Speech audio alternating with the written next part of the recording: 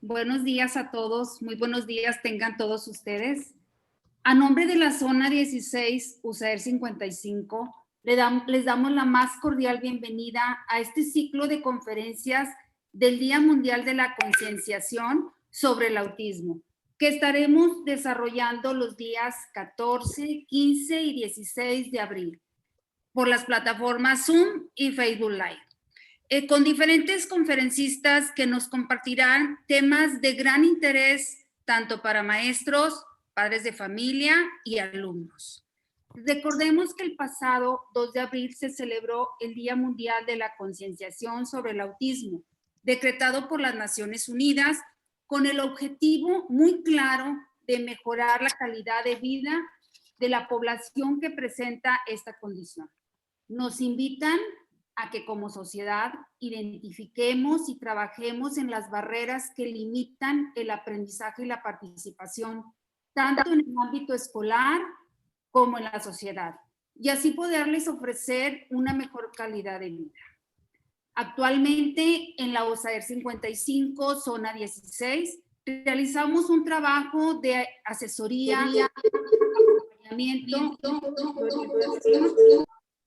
en 23 casos de autismo de alumnos que pertenecen a las diferentes escuelas primarias en las cuales realizamos una intervención.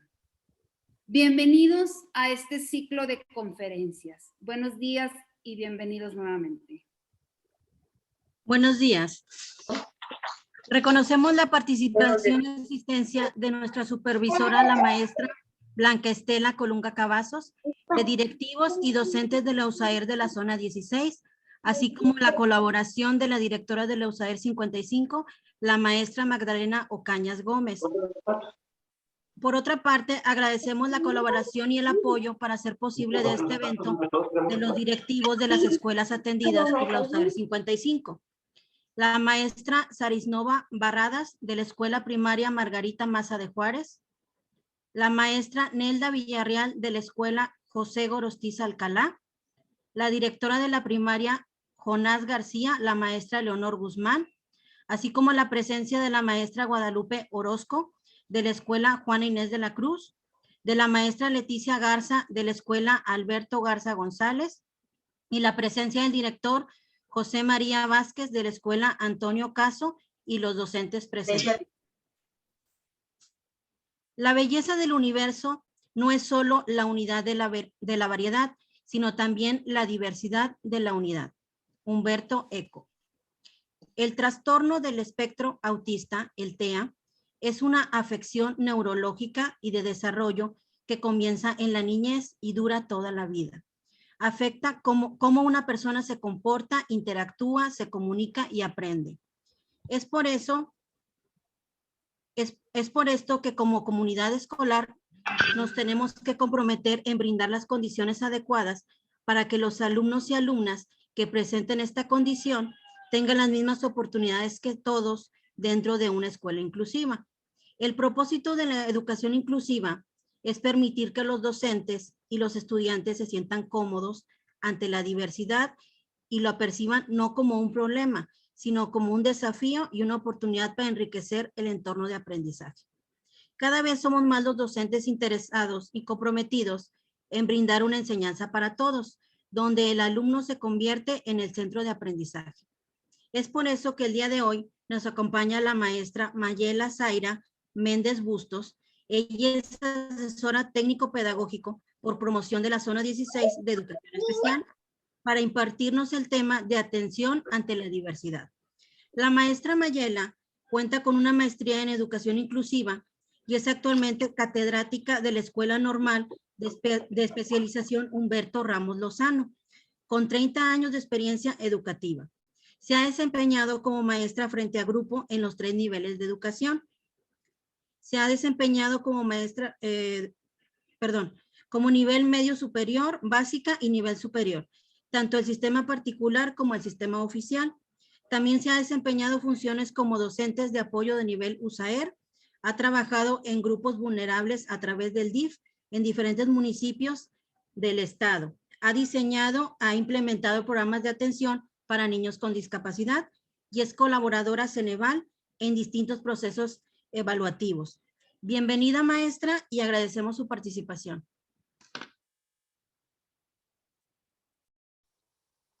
Muy buenos días. Gracias. No sé si se me pueda compartir pantalla para empezar. Tere, ¿sí? Activo, pongo la pantalla sin presentación. Sí, tengo aquí la presentación, la actualizada de cómo es. ¿Sí se puede? Para abrirla.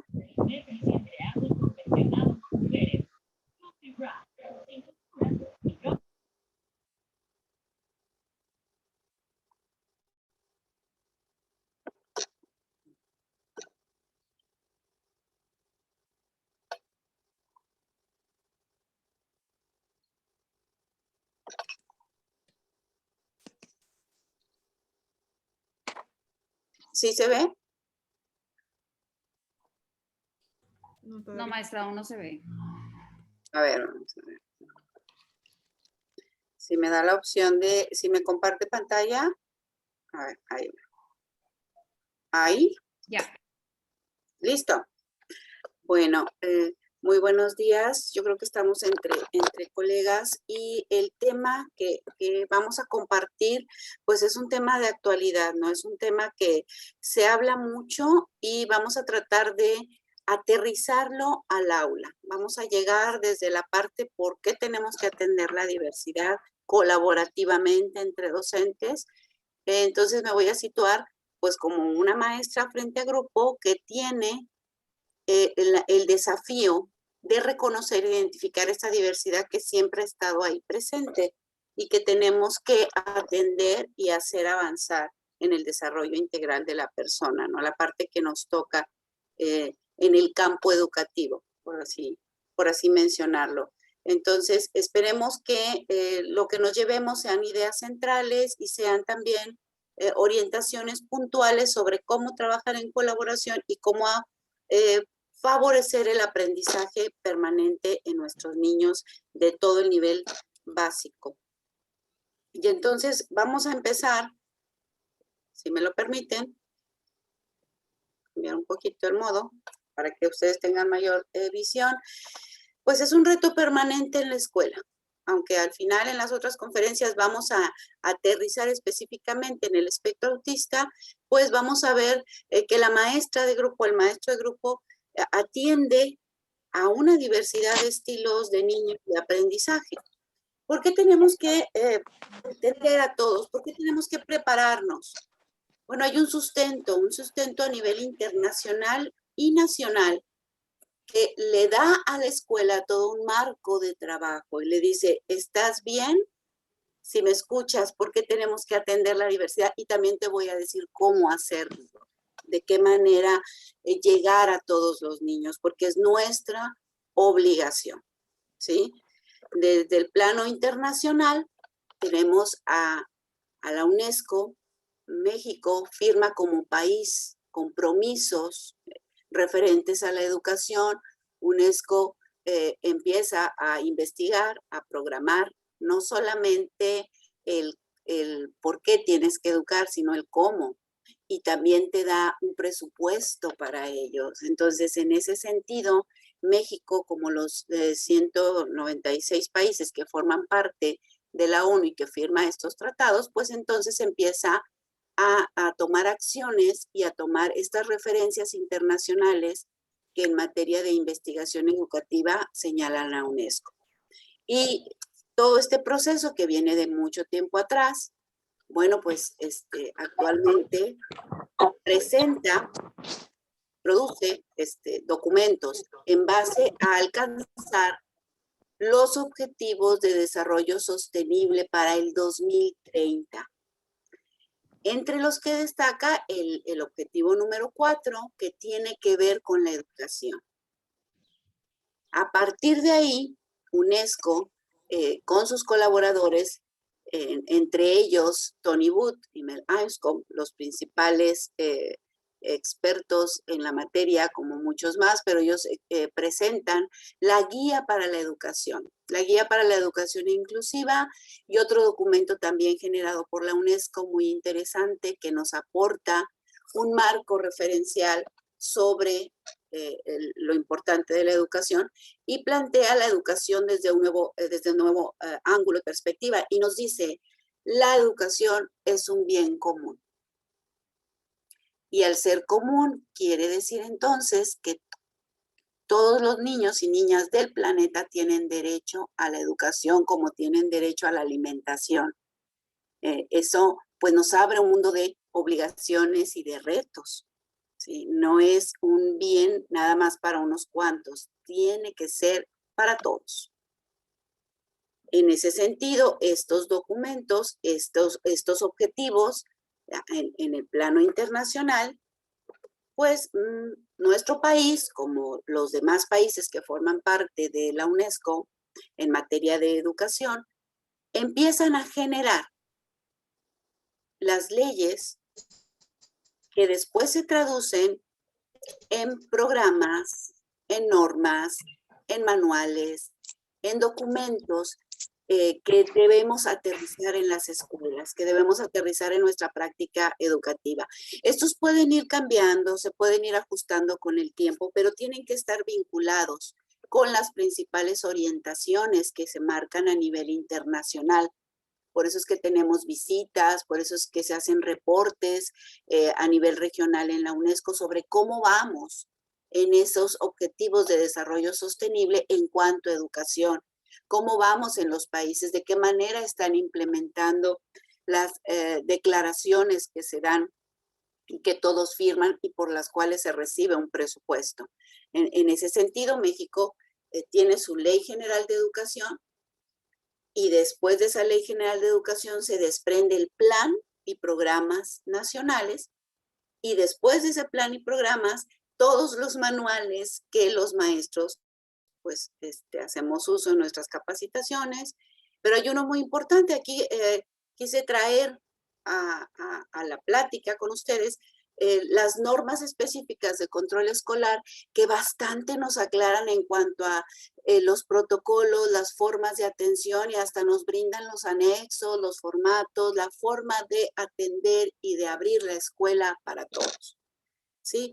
En este momento sabemos que los maestros estamos trabajando en este plan y programas de aprendizajes clave y estamos frente a la transición de este nuevo modelo educativo que es la nueva escuela mexicana, pero que dicho sea de paso podemos resumir que el enfoque sigue siendo humanista, que el enfoque sigue siendo competencial y que lo que está pasando es simplemente que la nueva escuela mexicana está enriqueciendo lo que ya tenemos, lo que hemos avanzado, lo enriquece y pone el énfasis también en esa formación cívica, en esa formación de calidad que debemos ofrecer a nuestros niños y niñas mexicanos.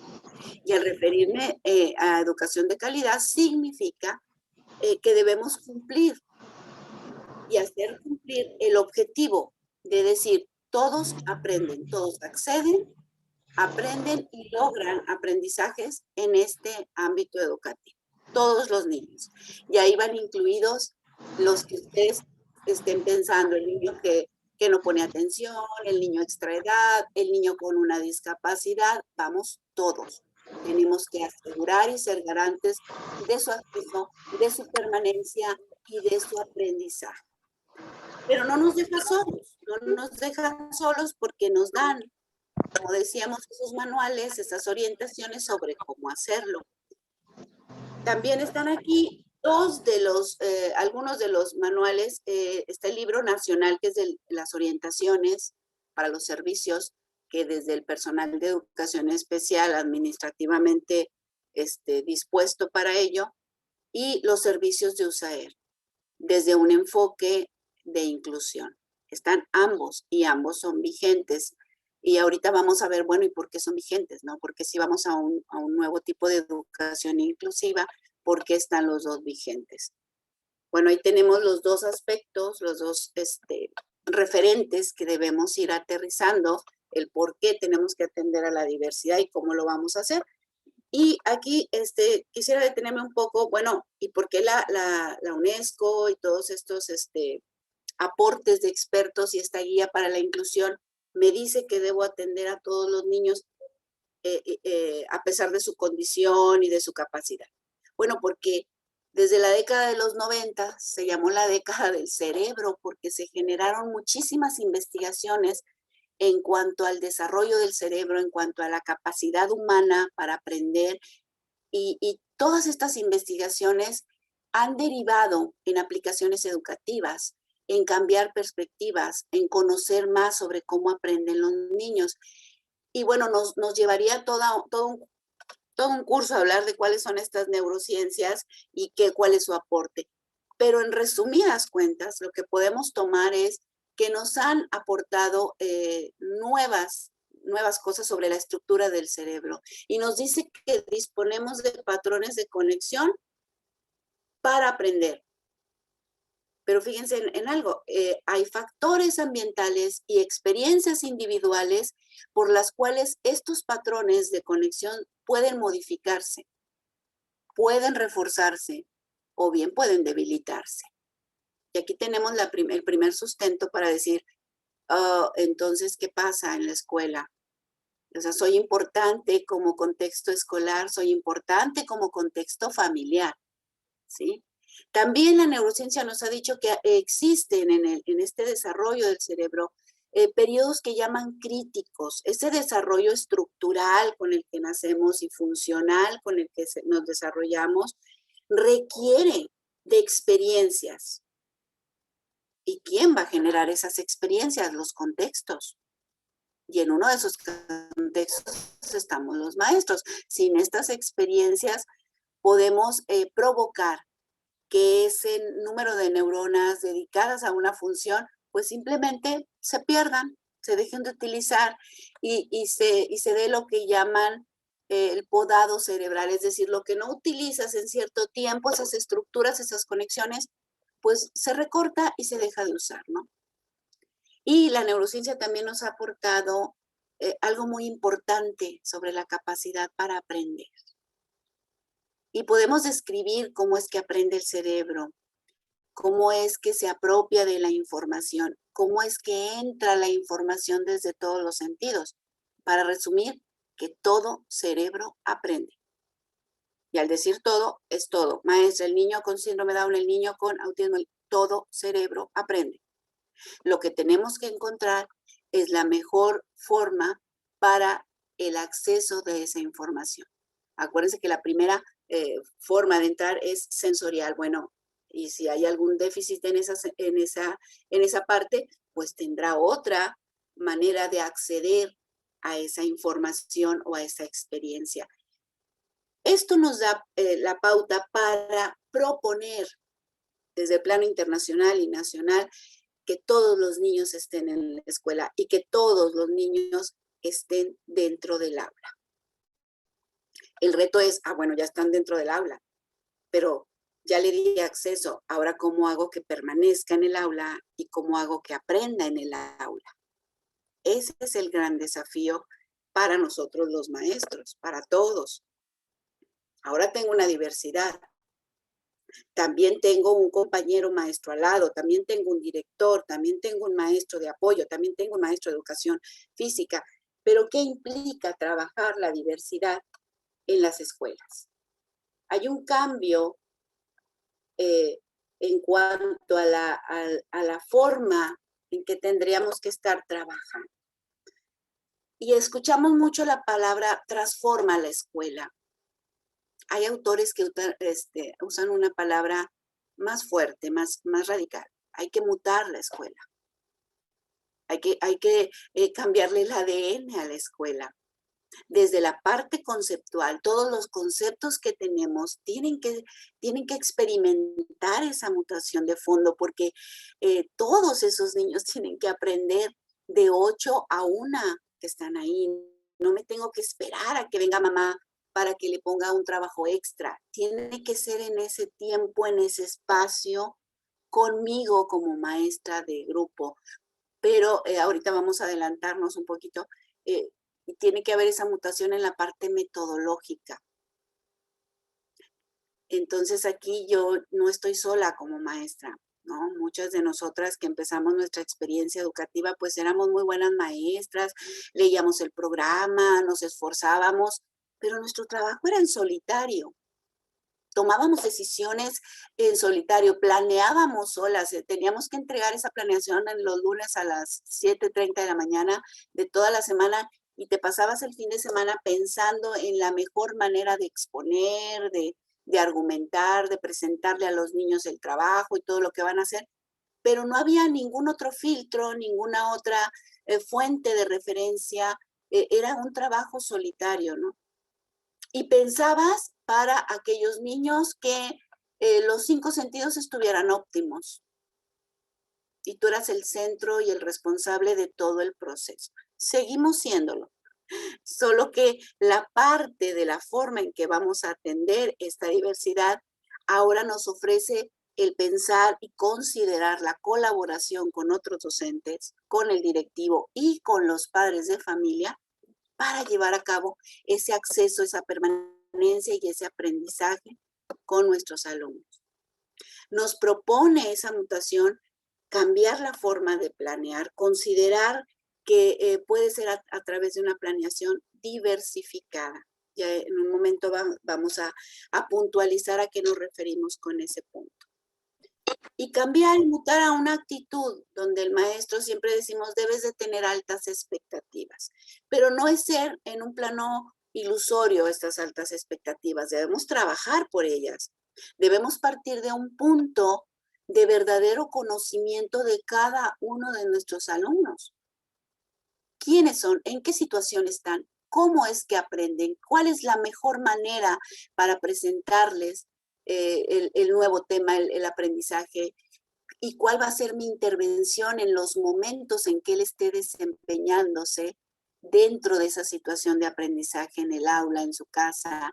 ¿De qué manera puedo acercar a los papás? ¿Con qué materiales? ¿Con qué orientaciones? Entonces, esto no puede hacerse de una manera solitaria, desde un solo punto de vista. Tenemos que empezar a trabajar en colaboración como docentes, ¿no? Y tenemos que empezar por esta mutación y decir, a ver, para empezar, si voy a aprovechar el trabajo de mis compañeros, tengo que asumirme como un maestro inclusivo.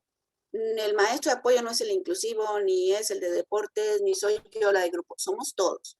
Este proceso de pensar en todos, que es la inclusión, de planear para todos los niños, de proponer estrategias para todos, es un trabajo que habla de que cuento con el otro, ¿sí? No es educación especial, no es cambiarle el nombre.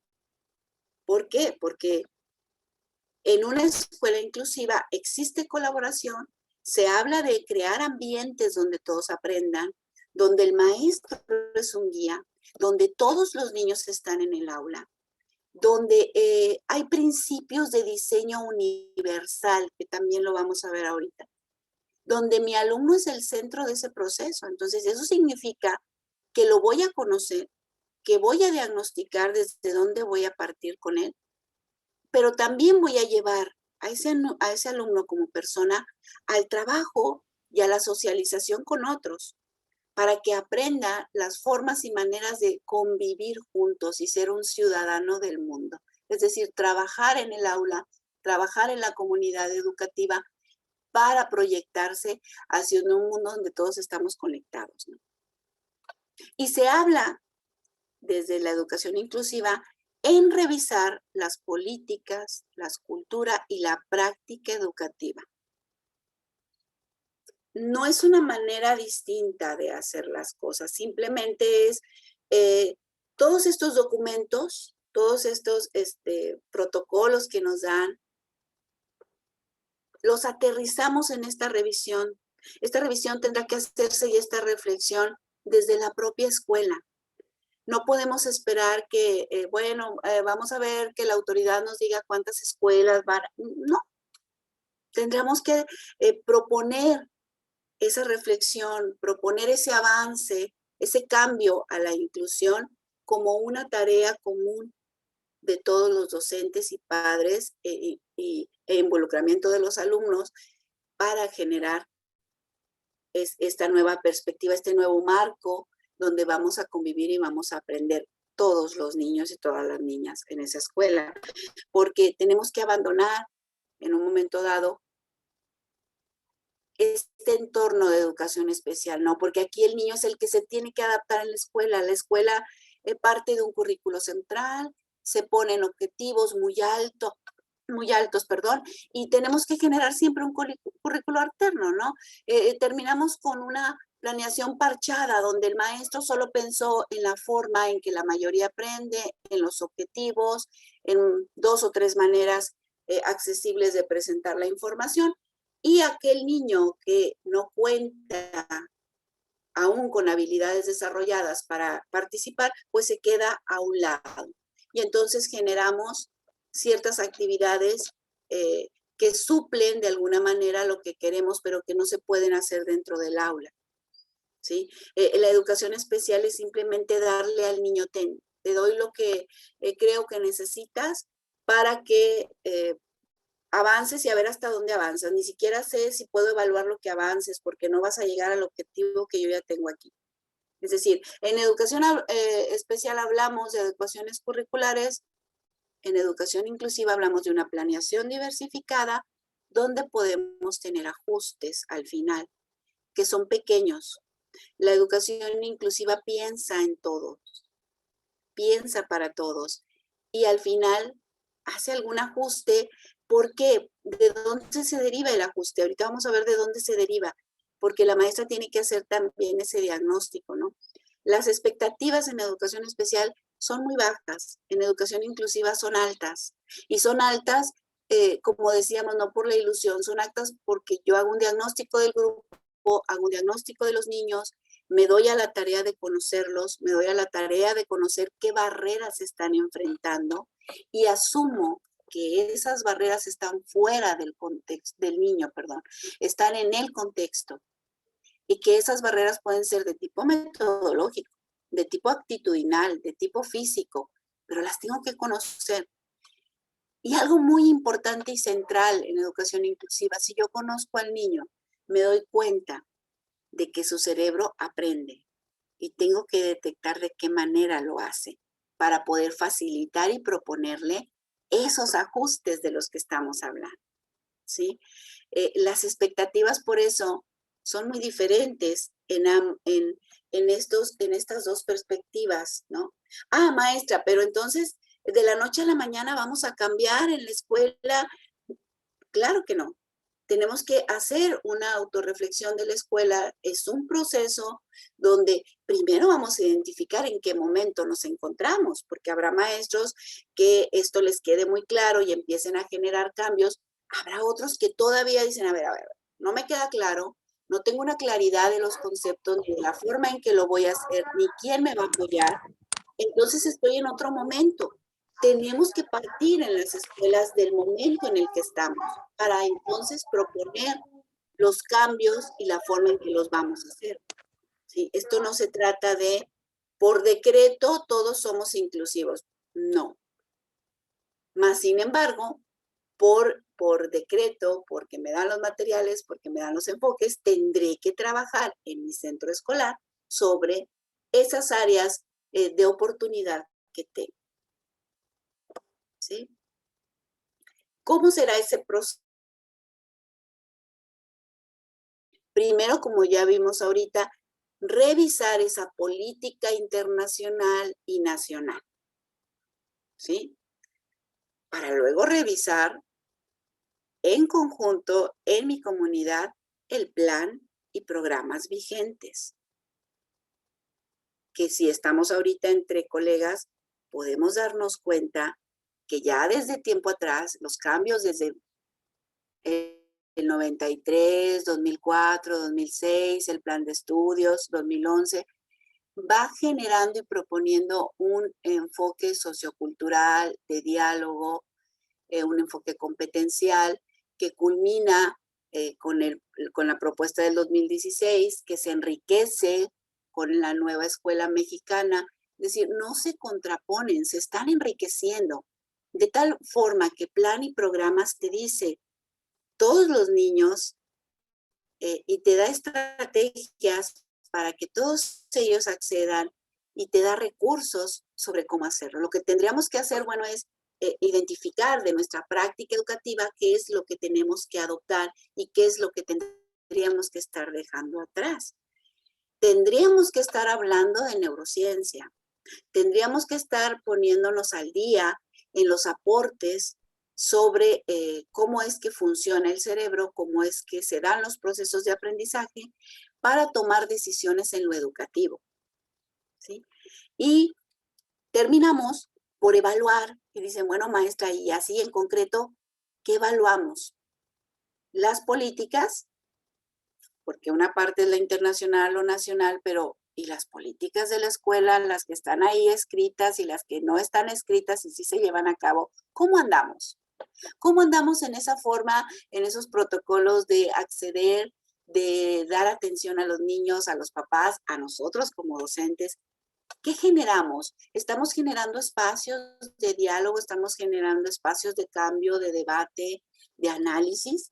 ¿Estamos generando espacios de actualización docente? ¿Nos tomamos ese papel muy en serio? ¿Estamos revisando ese plan y programas que tendría que ser ahora sí que nuestra guía cabecera para la toma de decisiones metodológicas y académicas? ¿Y cómo andamos en la práctica educativa?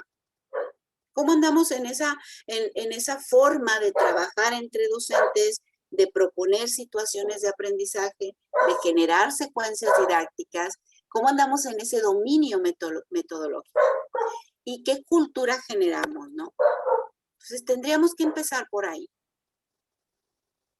No estoy proponiendo nada nuevo, ¿eh? Esto está normado desde las normas específicas de control escolar, desde la parte de la Estrategia Nacional para la Educación Inclusiva. Entonces, no nos estamos desviando de lo que nos señala, no es trabajo de más, es el trabajo que tendríamos que estar realizando de manera conjunta. ¿Sí? Entonces, tendríamos que revisar en mi escuela, yo dejo que los papás entren a las aulas, yo considero a los papás en mi trabajo educativo, ¿qué es lo que hago para que esa política en el aula se dé acorde a lo que me señala lo nacional y lo internacional? Y la cultura, esos usos y costumbres en la comunidad escolar. ¿Cómo estamos en la escuela? ¿Qué se valora? ¿Qué es lo que es valioso? ¿Qué es lo que se reconoce tanto en las aulas como en el contexto educativo a nivel general? ¿Sí? Y mi práctica educativa se basa en un verdadero diagnóstico. Sabemos que todos nos han pedido siempre, septiembre, por ahí, las primeras semanas, tendremos que hacer una evaluación diagnóstica. Pues que no se limite a un papel, que no se limite simplemente a esa parte de lee o no lee.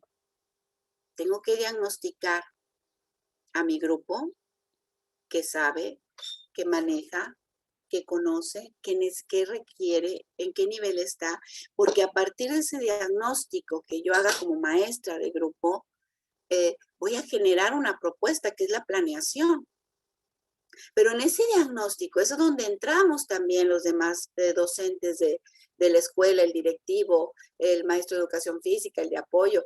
¿Por qué? Porque todos generamos una información importante de las áreas sobre cómo el niño está aprendiendo, sobre lo que conoce, sobre lo que es capaz de hacer. La familia te da muchísima información sobre cómo está el contexto familiar.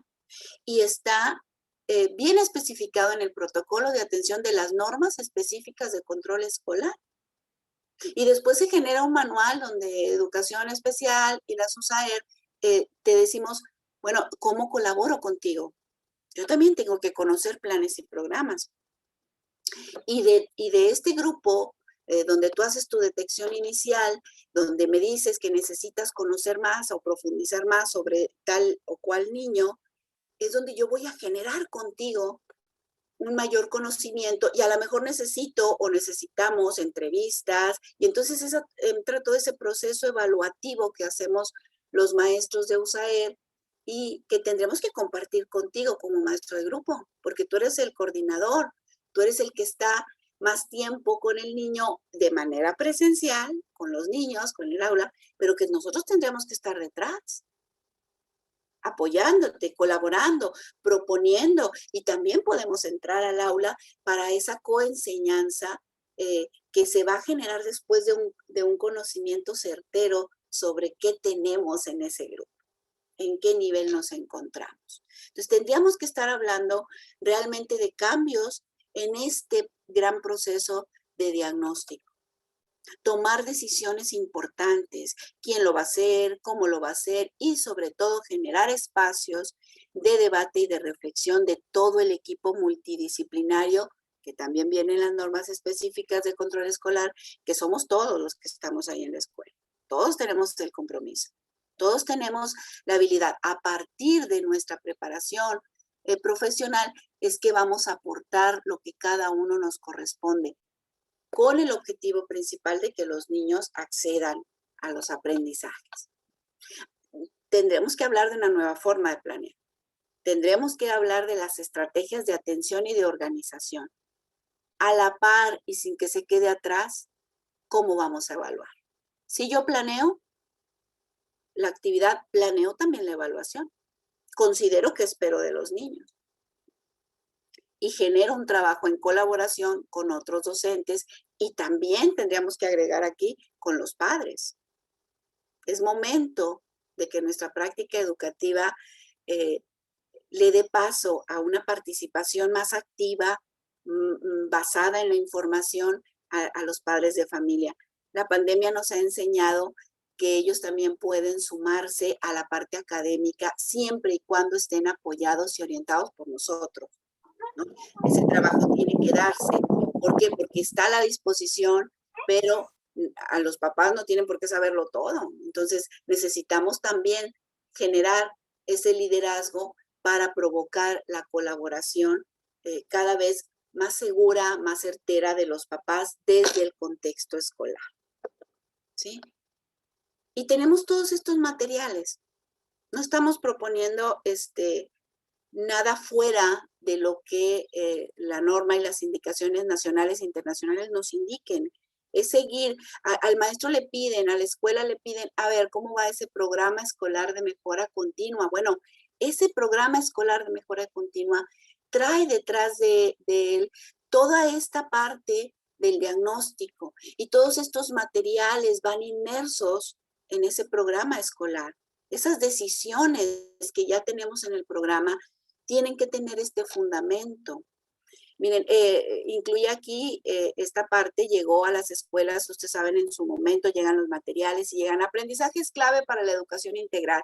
Y entonces dice, estrategia de equidad e inclusión en la educación básica.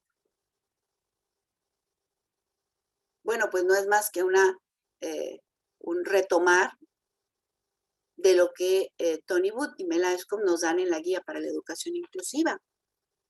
Esa es la Estrategia Nacional para la Educación. Es decir, ellos en su propuesta, que viene ya con retomada por aprendizajes clave a manera oficial por el gobierno mexicano, es una propuesta, es una estrategia que consiste, volvemos a lo mismo, en un diagnóstico de escuela, de las políticas, de las prácticas educativas de la escuela y de la cultura que prevalece en ellas. ¿No estamos fuera de? Si ustedes abren, habrá quienes no lo leyeron y dijeron, ay, pues de aprendizaje es clave, dáselo a la maestra de apoyo, porque aquí dice que es para alumnos con discapacidad, aptitudes sobresalientes y dificultades severas de aprendizaje. Entonces seguramente es para ella. Pues no. Es para ella, es para el maestro de grupo, es para el directivo, como todos los demás materiales que traen esta portada. Es para todos los docentes, porque en ellos no vienen incluidos recetarios. Es que si tienes un niño con autismo, trátalo de esta manera. Si todo cerebro aprende de diferente manera, pues eso ya no es válido, pensar de esa manera. El aprendizaje es clave para la educación integral, es un material que vamos a analizar todos porque propone la forma de diagnosticar nuestras políticas, nuestra práctica y nuestra cultura. Viene ahí que se forme una comisión que esté integrada por alumnos, docentes y padres de familia, que represente del 3 al 5% de la población de ese contexto educativo, y entonces te vienen proponiendo para cada una de las áreas, política, práctica, te vienen proponiendo cuestionarios que se pueden adaptar a tu contexto, de tal manera que puedas hacer ese diagnóstico, ese mapeo de tu escuela, de tu aula, de la situación escolar que se vive, y entonces esa información que te da esta estrategia que mide ese momento o no de inclusión en la escuela, te va a generar decisiones y te va a arrojar datos duros que te van a servir para realizar tu programa escolar de mejora continua. Porque vas a poder identificar desde esta modalidad de fortalezas, áreas de oportunidad y qué vamos a hacer hacia adelante en tu programa. Es decir, todo está vinculado, son materiales que están ahí que tenemos que retomar para poder diagnosticar mi contexto educativo y entonces generar mi programa escolar de mejora continua. Por eso la participación y el conocimiento de los maestros que están ahí, de todos, es importante porque estamos trabajando sobre lo mismo. Ese diagnóstico me va a generar mis planeaciones en las aulas.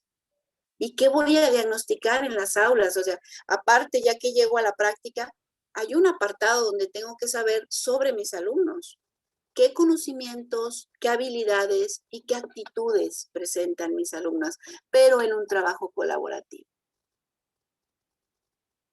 ¿Sí? En un trabajo donde me puedo sentar con mis compañeros de segundo A, B y C, pero también con el maestro de grupo porque detectamos algunos alumnos que están enfrentando contextos, ya sea familiares o situaciones o condiciones de discapacidad, entonces que queremos conocer, que queremos saber de qué manera podemos luego facilitar el aprendizaje aún con estos alumnos en el aula.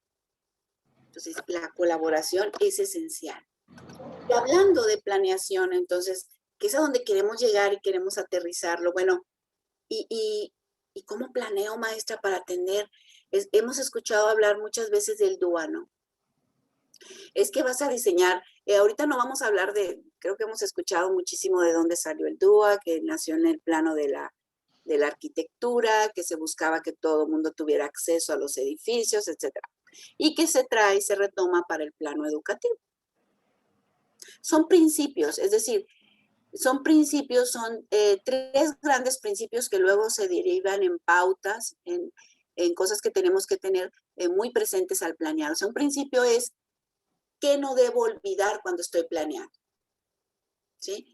Muchas veces nos preocupamos por el formato. El formato es lo de menos. El formato es tuyo. La forma en que tú construyes tu planeación es tuya y de tu equipo. Tiene que quedar muy entendible para el maestro, para los docentes que lo van a aplicar. ¿Sí? No tiene que obedecer a algo que por forma tenga que ser de alguna manera. No. Tiene que tener elementos muy importantes. Pero en esa planeación, decida yo como decida estructurarla, tienen que estar estos 3 principios de diseño universal que me aseguran que los niños tienen acceso, todos los niños, por eso hablamos que se trata este diseño de un modelo, ¿sí? Que toma en cuenta a todos los niños, como cuando hacemos ahora, no sé si les ha tocado, bueno, voy a hacer una fiesta y voy a hacer y entonces antes pues todo mundo cena a las 10 de la noche. Y todo el mundo cena lo mismo.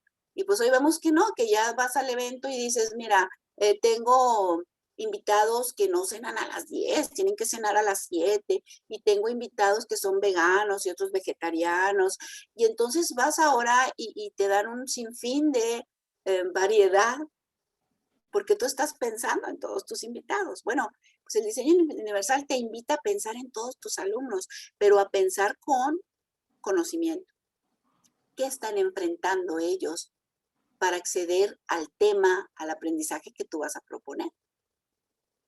A lo mejor algún déficit sensorial, no escucha bien, ¿sí? A lo mejor alguna barrera física, la manera en que tienes por ahí los accesorios en tu aula, en tu escuela, no le permiten acceder. Hay que pensar en eso y hay que cambiar. La escuela se adapta a lo que está demandando el niño para que tenga acceso, ¿sí? Y subrayo, o tu metodología simplemente no le está permitiendo acceder a lo que debe aprender. Entonces, el DUA te invita a que tomes en cuenta 3 áreas muy importantes desde tu planeación. Yo tengo que hablar de representación, de motivación y de acción y expresión. Estos son los 3 principios. Cuando yo presento un tema, cuando yo estoy planeando, tengo que pensar y proporcionar en múltiples maneras de representar mi tema. Ahorita que lo veamos la maestra en la primera parte de la planeación, en la primera parte de una secuencia, el maestro es protagonista, porque tiene que presentar el tema tomando en cuenta los 5 sentidos, las distintas formas de proponerlo, porque ya conoce a sus alumnos, ¿sí? Entonces, el aprendizaje va a ocurrir cuando tú le des muchas representaciones. Hay 1000 representaciones. No, acuérdate que ya hiciste un diagnóstico y entonces conoces los intereses de tus niños y entonces a partir de ahí vas a presentar el tema. Porque tú ya pensaste, ya dialogaste. O sea, hay que representarlo de diferentes maneras, no solamente desde el plano expositivo o desde el plano visual, e inclusive a veces podemos empezar con una pregunta de investigación a casa, ¿verdad? Investiguen a quién de su casa le gusta el agua fría o el agua caliente, ¿no? Y por ahí vamos a investigar, pues, quién tiene agua fría, quién tiene agua caliente, qué proceso hay en cada uno de estos dos disposiciones de agua en casa, por qué no lo hay en el rural. Bueno, y a partir de una sola pregunta, podemos presentar esto y luego les presento un video y les presento un cartel y hago preguntas pensando siempre en la diversidad de mis alumnos, pero la voy a puntualizar en mi aula.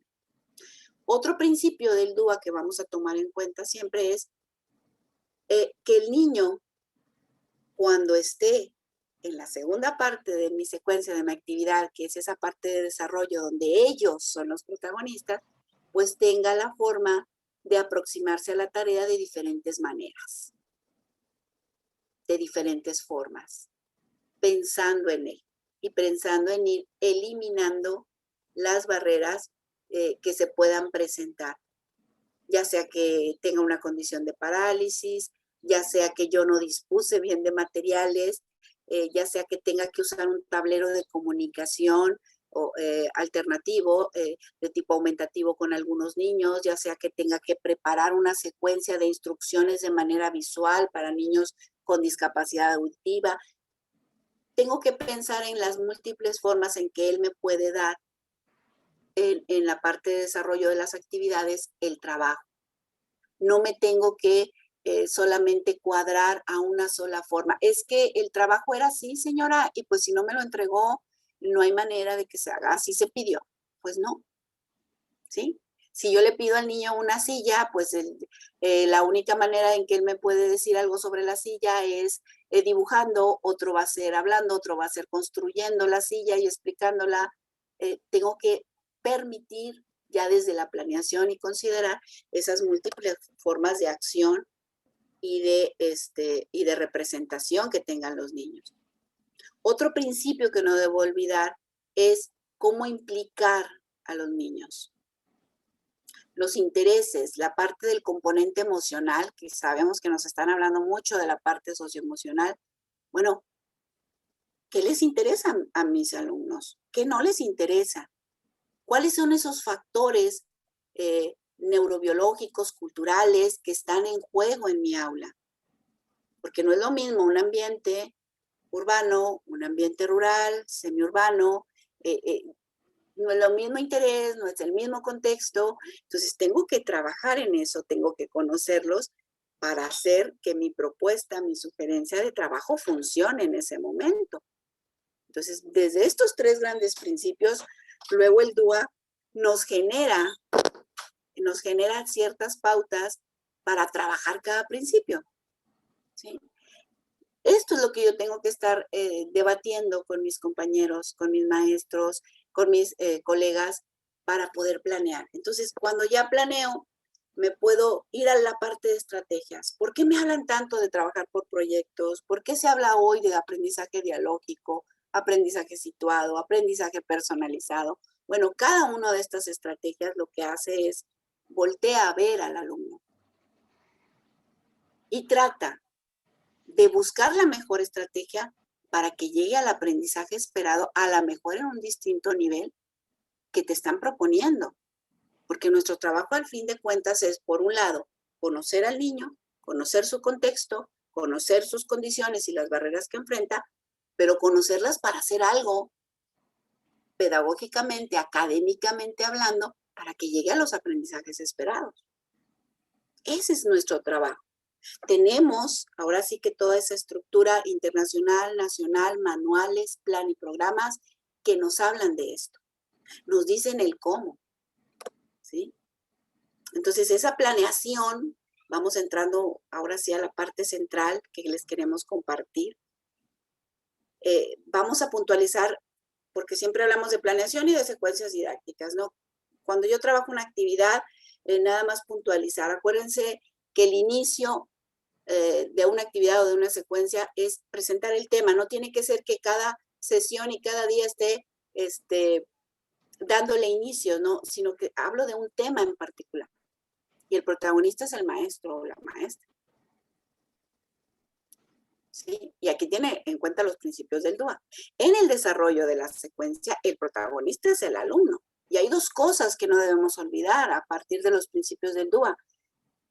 Que al niño se le presenta nueva información. En la presentación, en el inicio, yo evalúo los conocimientos previos, parto de lo que ya conocen, hago preguntas, etcétera, etcétera, ¿no? En el desarrollo, él se enfrenta a una información nueva, pero tendrá que hacer algo con esa información nueva. Ahí es donde se inserta el reto intelectual, el desafío, la actividad que el niño va a hacer y que voy a contemplar si lo va a hacer en el momento individual, en binas o en equipo. La nueva información se la presento para que la procese individualmente. Me aseguro con algunos ajustes de ser necesario de que él manipule esa información, la tenga, la piense, la construya en lo individual, la comparta ya sea en binas o en equipo. Y en ese compartir tiene que estar ese trabajo donde ellos van a construir algo, un cartel, un nuevo material, un experimento. ¿Qué vas a hacer con esa nueva información? Y la vas a compartir en equipo. Y luego la vas a compartir en plenaria para que conozcas qué hicieron los demás. ¿Qué hace el maestro en esta parte de desarrollo? Es el guía. Aquí es donde entra la complejidad de nuestro trabajo, porque tengo que observar, hacerme a un lado para intervenir con una pregunta, con una observación, para ir al equipo donde ni siquiera han empezado el trabajo porque no saben cómo. Voy a detectar qué necesitan los niños de mi intervención. Y eso también viene en plan y programas, en orientaciones didácticas. Hasta este punto nuestro trabajo como docentes, ya sea de apoyo o frente a grupo, va a la par, porque podemos estar los dos en el aula. Si ya nos pusimos de acuerdo sobre el sentido de esta planeación, sobre el objetivo, sobre los niños, sobre sus características y sobre lo que están enfrentando. Y en ese momento, ese desarrollo que puede durar 2 o 3 sesiones, estamos sumando a la construcción de los niños de esos nuevos aprendizajes que no son solo conocimientos. Ya sé escribir una carta, ya sé hacer un cartel, ya puedo compartir lo que aprendimos en el equipo sobre el ciclo del agua, pero lo voy a compartir, ¿sí? Lo voy a dialogar, me voy a poner de acuerdo. Soy el protagonista, pero tengo a mi maestra, a mis maestros dentro del aula para que eso se dé. ¿Sí? Aquí es donde entra todo lo que tendríamos que estar trabajando de coenseñanza, de estrategias, de cómo hacer las preguntas, de cómo permitir espacios para el niño. Aquí tendríamos que revisar los enfoques del campo formativo de lengua materna, del campo de pensamiento matemático, dependiendo la actividad.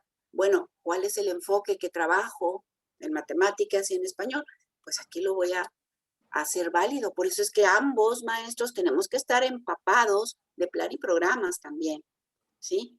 Y enriquecer con estrategias sobre cómo, por ejemplo, un niño con espectro autista, bueno, te puedo dar una orientación general, pero no todos los niños con espectro autista son iguales. Por eso la evaluación psicopedagógica es Iván, ¿cómo aprende Iván? ¿Cómo aprende Pablito? Entonces, en base a eso es que es mi papel como maestro de grupo y mi papel como maestro de apoyo, porque te estoy enriqueciendo y estamos trabajando en colaboración. Ese cierre de secuencia, recordemos que siempre va a tener un sentido para el niño cuando lo comparte, lo socializa, cuando es útil para él, para la comunidad, para el grupo, para sus papás. Y el maestro es el que propone, es el que guía, es el que cierra, pero tiene al final un grupo por ahí ya de niños, aprendices, expertos en lo que están manejando dentro de la secuencia, porque están manejando conocimientos, habilidades y esa actitud frente a nuevos retos va a ir sumándose en aras de su desarrollo integral. Y bueno, dicho esto, vamos a ser más concretos todavía. Vamos a pasar a revisar cómo la escuela es un espacio de oportunidades, también nos lo proponen como maestro de grupo, y cómo vamos a tomar el campo formativo de de lenguaje y comunicación, y cómo nos hablan que debe ser un espacio de oportunidades. Plan y programa nos dice que tendríamos que hablar de diferentes experiencias, que el niño tiene que aprender a comunicarse, a responder, a explorar textos. Eso tendría que hacer la escuela, ¿no? Mi planeación tiene que ser en colaboración y tiene que ser intensa, estructurada y frecuente. Es decir, esas actividades tienen que estar bien vinculadas. Aquí tenemos 2 maestras que están en el grupo y que están compartiendo con los alumnos, pero aquí hubo una planeación anterior, una puesta en común de qué es lo que vamos a hacer cada una y en qué momento, ¿no? Y tenemos, como maestra frente a grupo, revisamos los propósitos generales. Acuérdense que en el campo de lenguaje y comunicación lo que yo busco es que el niño se apropie del modelo lingüístico. ¿Sí? Él nace con una estructura, pero va a desarrollar el lenguaje y va a apropiarse del modelo lingüístico adulto. Eso es lo que tendría que estar yo haciendo a lo largo de toda la educación básica. Entonces, estos propósitos generales no cambian.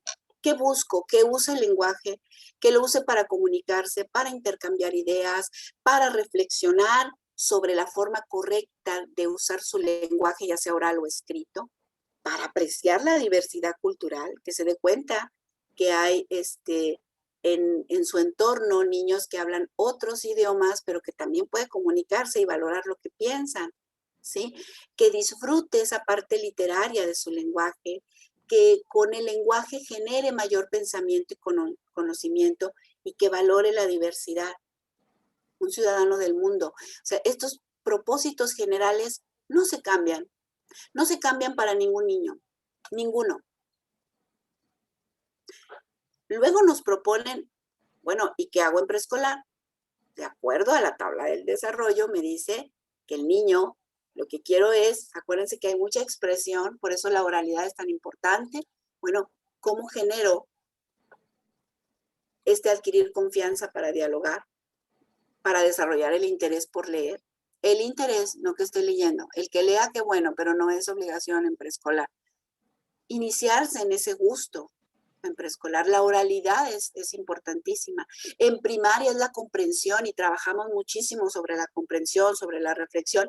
En secundaria es la producción de esos textos orales y escritos. ¿A través de qué lo haría en cada momento? De las prácticas sociales del lenguaje, con un enfoque por competencias. ¡Ay, qué difícil es esto, ¿verdad? Qué complejo. Es una manera de que si tenemos esta claridad, podemos hacer aquí los ajustes y decir, a ver, yo puedo cambiar y ajustar esa actividad, pero el propósito sigue siendo que el niño está usando el lenguaje.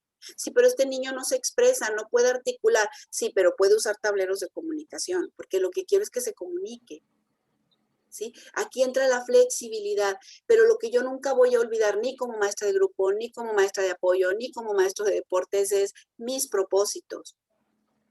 ¿Sí? En todo lo demás puedo ser flexible, pero en los propósitos no. tengo que trabajar en aras de esto. Ahí está la forma en que se organiza lengua materna. En 4 grandes espacios, cuando hablamos de oralidad, de estudio, de literatura, de participación social, en los 4 grandes ámbitos están estas prácticas sociales del lenguaje, estos proyectos que nos han enseñado, que ¿qué son? En cada uno nos dicen estrategias, pero no nos dejan solos. Todavía nos dicen, mira, en oralidad, que es la prioridad en preescolar, por ejemplo, prioridad, no que sea lo único que trabajes, pero esa prioridad, pues tienes que hacer que el niño converse, y hay habilidades de conversación que tienes que desarrollar. Esperar turnos, poner atención, mantener el tema. Ya ven que los niños les estás hablando y luego te contestan otra cosa. Bueno, tiene que ver con esta parte. Narración, descripción, explicación, provoca que el niño hable, converse, dialogue, te escuche y se haga escuchar. En este ámbito, en esta prioridad en preescolar, va sumándose todos estos ámbitos en cada uno de los niveles. Primaria vuelve a tomar oralidad y retoma la parte del estudio donde yo aprendo la forma correcta de mi lengua materna, del español, cómo es que se expresa de manera oral correctamente, de manera escrita, toda esta parte formal de mi lengua. En literatura, toda esta parte de poesía, de recreación, de estética, y en participación social, toda esa producción de documentos de la vida cotidiana, invitaciones, recados, cartas, etcétera. Lo van aprendiendo los niños y lo vamos trabajando nosotros y viene muy puntual cómo vamos a hacerlo, ¿sí? Mi planeación, entonces, va a partir de esos ámbitos. ¿En qué ámbito estoy trabajando? En el estudio. La actividad que yo proponga tendrá que ver con que aprenda, pues no sé, cómo escribir o cómo redactar desde la sintaxis y semántica cuentos como debe ser, ¿no?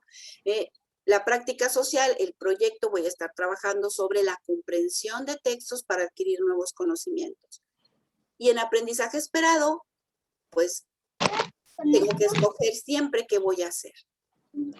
¿Cómo voy a llevar a cabo esta planeación? Proyecto o secuencia didáctica.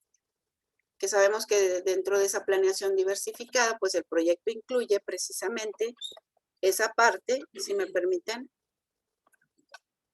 esa parte de cómo trabajar una secuencia, cómo trabajar un proyecto. ¿Sí? Si me permiten un momentito. Les voy a pasar. Estoy compartiendo pantalla, ¿verdad, Dere? Todavía. Esta parte, ahora sí, más aterrizada, de una secuencia didáctica diversificada. Desde los principios del DUA, tomamos otra vez lenguaje y comunicación, un tema globalizador, cuidemos el planeta, es la forma en que la maestra lo presenta. Tenemos el propósito general, que ya lo revisamos ahorita, utilizar el lenguaje para comunicarse, adquirir confianza, y mis organizadores curriculares, primero los ámbitos, aquí vienen 3, la oralidad, el estudio, la participación social, y donde entra esta parte de multinivel y de diversificación, pues entra en que en la misma actividad o proyecto, ¿sí? Que es el cuidar el planeta, donde inicio, la maestra es la protagonista, y bueno, aquí en esta secuencia en particular dice, mediante un video de 5 minutos y un cartel, la maestra presenta los problemas generales del mundo en cuanto a contaminación, falta de agua y alimentos. En ese inicio tendrá que también considerar 3 niveles de acceso para los niños. Habrá niños muy adelantados, niños que enfrenten barreras por su condición de discapacidad, con algún déficit sensorial, etcétera, ¿no? Niños, por ejemplo, que tengan debilidad visual o que tengan debilidad auditiva. Bueno, entonces también voy a mostrar y voy a hacer un ajuste y voy a hacer uso de fotografías del continente, de la ciudad, comentar los problemas que observa. Voy a enriquecer también comentando qué problemas observan en la escuela, o hacer que algunos de nuestros niños pregunten a otros maestros qué problemas de contaminación conoce, porque hay niños que tenemos por ahí sobresalientes o genios que las primeras actividades no les van a interesar. Es decir, ya desde el inicio voy a proponer en 3 diferentes niveles y si se fijan tienen que estar vinculados con mis ámbitos de estudio. En el desarrollo, donde los niños son los protagonistas, y donde propongo que escuche noticias de diferentes partes del mundo sobre el cuidado del agua y la contaminación, pues la maestra va a apoyar el relato, que se haga también con imágenes, con secuencias cronológicas y donde puedo proponer estas 3 actividades. No las tienen que hacer todos los niños, ¿sí? Hay una estrategia que se llama centro de interés, donde se pueden poner estos 3 niveles de actividades y a lo largo de la semana el niño va haciendo primero las actividades amarillas, que son las del nivel 1, y luego las del nivel 2, las verdes, y luego las del nivel 3, las azules. Es otra estrategia para que se pueda dar este trabajo a multinivel, donde yo primero armo una secuencia con la información que escuché, con un material visual, luego puedo hacer un cartel en otro momento donde me tenga que poner de acuerdo con mis compañeros, dibujar y estructurar ese cartel. Y luego otro nivel sería diseñar y proponer cómo evitar la contaminación. O sea, tiene que ver con relacionar información, con comprender y luego con proponer, que son niveles cognitivos diferentes, pero que están presentes en el aula. Tengo que desde la planeación que estoy proponiendo aquí, entonces preparar el material, preparar la actuación de cada docente, dónde entro yo como maestra de grupo, dónde entras tú, apoyarme de repente como maestra de apoyo o el papá o el maestro de deportes. Desde aquí, si mi planeación está estructurada, puedo generar luego lo que ven ustedes aquí abajo, esos ajustes dependiendo de las características de nuestros niños o si existe una discapacidad visual o auditiva que esté presente ahí. ¿Sí? Al final, y aquí vienen, luego los podemos ir viendo en el desarrollo, puedo implementar juegos interactivos que hablen sobre el cuidado del planeta, donde ya trabajé yo dominós, adivinanzas, rompecabezas, y que pueda ir haciendo los ajustes razonables para que me asegure que todos están participando, dependiendo de la barrera que estoy eliminando, de la condición que están presentando mis alumnos, pero todos están dentro del aula. Ah, maestra, es que habrá momentos en que no. Sí, sí es válido. Habrá momentos en que, por ejemplo, si yo estoy desarrollando adiestramiento auditivo, por ejemplo, pues yo tengo que sacar al niño 15 o 20 minutos del aula para el adiestramiento auditivo, pero tiene que ser planeado, estructurado, agendado, con una intención. ¿Sí? En la planeación nada podemos dejarlo a ver qué pasa, sí sácalo, no. Dentro de la misma planeación tengo que considerar ese momento de adiestramiento auditivo porque se requiere pues que el niño no tenga distractores, que esté 20 minutos él solito ejercitándose, ¿no? Es como el portero que en un momento dado de su práctica, de su preparación, pues tienen que estarle aventando los balones para que desarrolle esa habilidad en específico. Bueno, aquí sucede lo mismo, pero en ningún momento se va a justificar que saque al niño 2, 3 horas de ahí, es que se portó mal, es que, si no hay actividad para un niño, acuérdense, hay descontrol, hay ruido.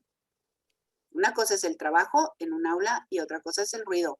Y el ruido se genera cuando no tenemos algo que hacer o no nos han dicho cómo hacerlo. Algo está pasando, entonces tenemos que trabajar, hacer esa práctica, ¿no?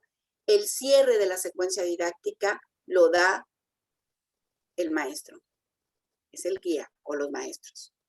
Que eso que los niños construyeron lo puedan decir, lo puedan construir y todo eso tiene una base en la ciencia, tiene una base en nuestros materiales, en nuestro plan y programas, que en la parte de la socialización de lo que ellos construyeron y de la utilidad es lo que les genera un aprendizaje significativo y permanente. Entonces, aquí en esta planeación es donde nosotros podemos insertar todas esas estrategias de las que estamos hablando cuando nos acercamos con el maestro de grupo. Por eso es que tenemos que conocer, maestro, qué va a trabajar, nos sentamos, cómo ve, me pasa la planeación y luego le hago ajustes, le sugiero, y luego nuestra actuación, quién va primero, quién va después. Y en cada uno de estos momentos, ¿cuál es el producto que vamos a esperar y qué vamos a evaluar? Hay que generar esa parte de evaluación del aprendizaje. Entonces, en ese sentido, tenemos el marco y el referente para que niños con condición de espectro autista también estén dentro del aula, siempre y cuando estemos preparados con esta parte académica para recibirlos, porque ellos aprenden, ¿sí? ¿Cuál va a ser mi referente de evaluación? El propósito, el aprendizaje, pero lo que me marqué, donde el niño va a avanzar. No puede avanzar igual que todos, acuérdense, no va a avanzar igual, pero va a avanzar. Y eso es lo que tengo que conocer, a dónde lo voy a llevar, cuál es su zona próxima de desarrollo desde donde está en estos momentos. Y bueno, pues eso sería así como una pincelada de lo que sería trabajar para atender la diversidad desde una manera metodológica y fundamentada en nuestros planes y programas. Muchísimas gracias, maestra. Ahora vamos a continuar con las dudas y comentarios. ¿Nos pueden decir por chat o algún comentario o pregunta que nos puedan hacer? Levanten la mano, por favor. ¿Qué les pareció la conferencia o alguna duda que tengan? Hay un comentario. Aquí, sí, adelante. Dice, gracias USAIR 55, excelente participación de la maestra Mayela por parte de la maestra Sara Cepeda. Muchas gracias, maestra. ¿Alguien que quiera, algún directivo que nos quiera dar su punto de vista? ¿Qué les pareció la conferencia? Ahorita tenemos directivos de parte de educación especial y también tenemos directivos de la escuela regular. Cualquiera de las dos áreas que nos quieran dar su opinión.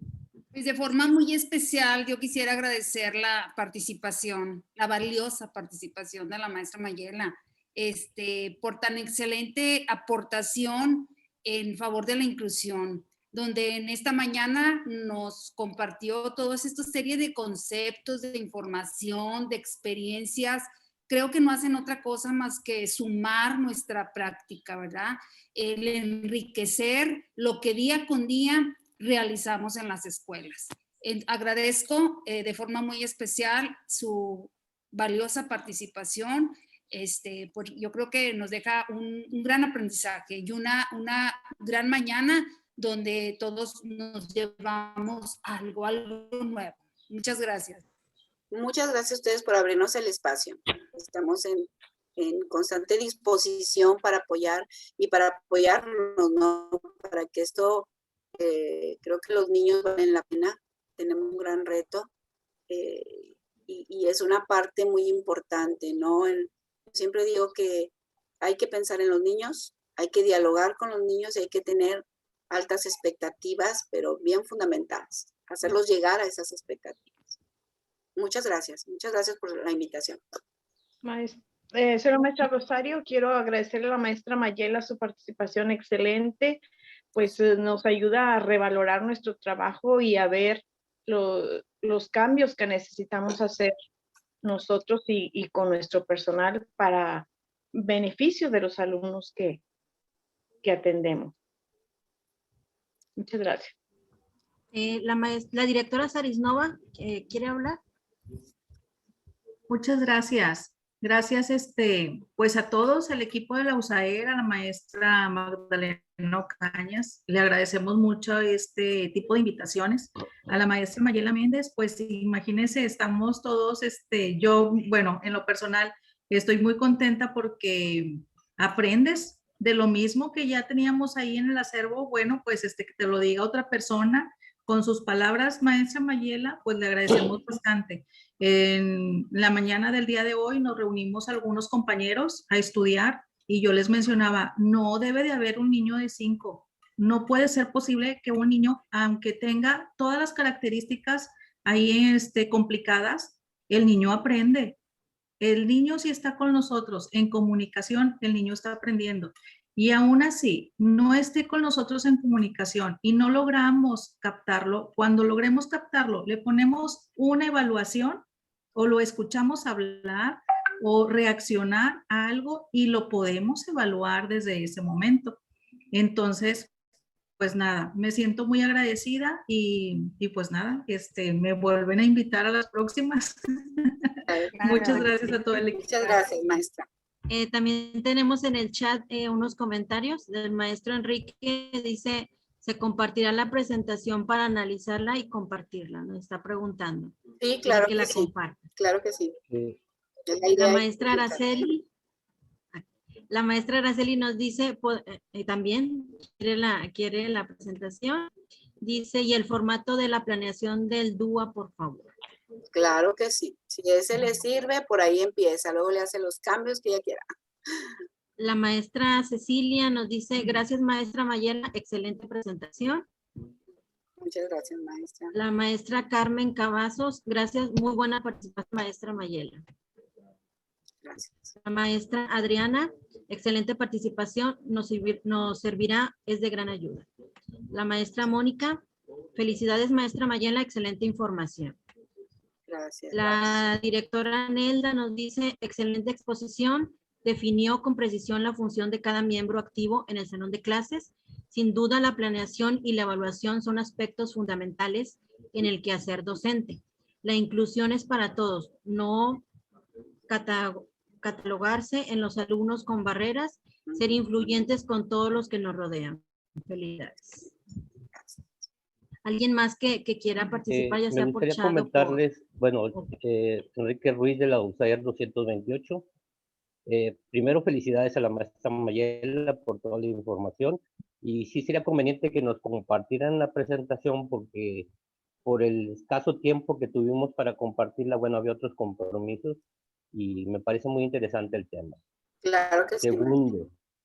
Segundo, como maestros de apoyo, maestros de educación especial, implica que debemos de conocer todo esto para poder orientar. Ahorita la lucha que tenemos con la escuela regular es la resistencia a que ellos conozcan esto. Vienen las normas de inscripción y descripción, pero en los anexos, lugar que casi no se llega a leer. Pero sí es un reto para nosotros de educación especial que para poder orientar y acompañar necesitamos conocerlo y dominarlo. Entonces sí, es muy buena información y muchísimas gracias. Gracias a los 55. Sí, muchísimas gracias. Gracias, maestro. También la maestra Mirtala nos dice por el chat, gracias maestra Mayela por siempre compartir sus conocimientos con todos nosotros. Atentamente, maestra Mirtala. Gracias, maestra Mirtala, un saludo. También nos comenta la maestra Dere, sí se va a compartir se está grabando esta conferencia y se les va a hacer llegar el video para que también lo tengan ustedes a la mano. ¿Alguien más que quiera algún mensaje o algún comentario? Cerramos dudas y comentarios.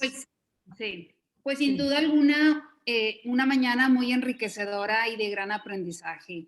Y aparte de gran asistencia, muchas gracias a todos. Es muy grato contar con la participación y presencia de cada uno de ustedes. Agradezco la presencia y participación de las autoridades educativas, pero muy en especial, gracias maestra Blanca Estela Colunga, supervisora de la zona 16 de educación especial, que por aquí está presente. Muchas gracias por su valiosa asistencia. Realmente nos es muy grato contar con usted esta mañana. Muchas gracias, maestra Blanquita. Gracias por todo. Gracias a los directores tanto de cada una de las escuelas primarias, como también los compañeros directores de la USAER. Gracias a los maestros de la USAER 55 y maestros de la escuela regular, igualmente a los maestros que nos acompañan de otras USAER. Reitero nuevamente mi agradecimiento, maestra Mayela, muchas gracias. Realmente, No, yo encantada. De mucho crecimiento, una información muy, pero muy valiosa. Bueno, yo creo Pues, que sí. realmente, sin duda alguna, suma y aporta grandemente a nuestro quehacer educativo. Muy bien, entonces paso, maestra Gris, por ahí está. Tenemos una sorpresa. Gracias a todos. Pues no nos queda más que agradecerle, maestra Mayela, su gran participación el día de hoy. Estuvo bastante interesante la plática que nos dio. Entonces queremos agradecerle de parte de toda la zona, de la zona escolar número 16 y de la USAER 55. Otorga el presente reconocimiento a la maestra Mayela Zaira Méndez Bustos por su valiosa participación en el ciclo de conferencias por el Día Mundial de la Concientización por el Autismo, impartiendo el tema Atención ante la Diversidad, y está firmado obviamente por nuestra supervisora, la maestra Blanca Estela Colunga Cavazos, y pues nuestro directivo, la maestra Magdalena Ocañas Gómez. Muchas gracias, maestra, por su excelente participación. Es como recibir un abrazo, realmente muy valioso, se los agradezco mucho y bueno, ojalá y tengamos más oportunidades y espacios, porque hay muchísimos temas sobre el cómo hacer las cosas en el aula, que es lo que al final queremos escuchar los maestros. Es dime cómo, ¿verdad? Yo investigo el qué, pero dime cómo y aquí estamos. De verdad, es un placer. Muchísimas gracias. Gracias, pues muchas gracias a todos. Con esto damos por... concluimos esta mañana de trabajo, no sin antes recordarles la invitación, les reiteramos la invitación para el día de mañana a las 10 de la mañana, por ahí ya tienen la información, va a estar igual de interesante que el día de hoy, los esperamos mañana 10 de la mañana. Muchas gracias, gracias a todos, un fuerte abrazo y que tengan bonito día. Antes, para tomarnos la foto, maestra. ¿Ah, sí? Sí, perdón. Para que el que pueda activar su cámara y el maestro Esteban nos indica. Gracias, maestra Deli. Van a ser 3 fotos porque son 3 secciones, ¿ok? Así que, ok, prendan su cámara. No, ahí va la primera. 1, 2, 3.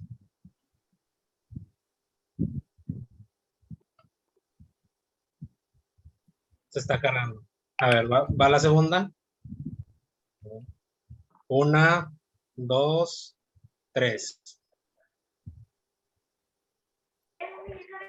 Muy bien.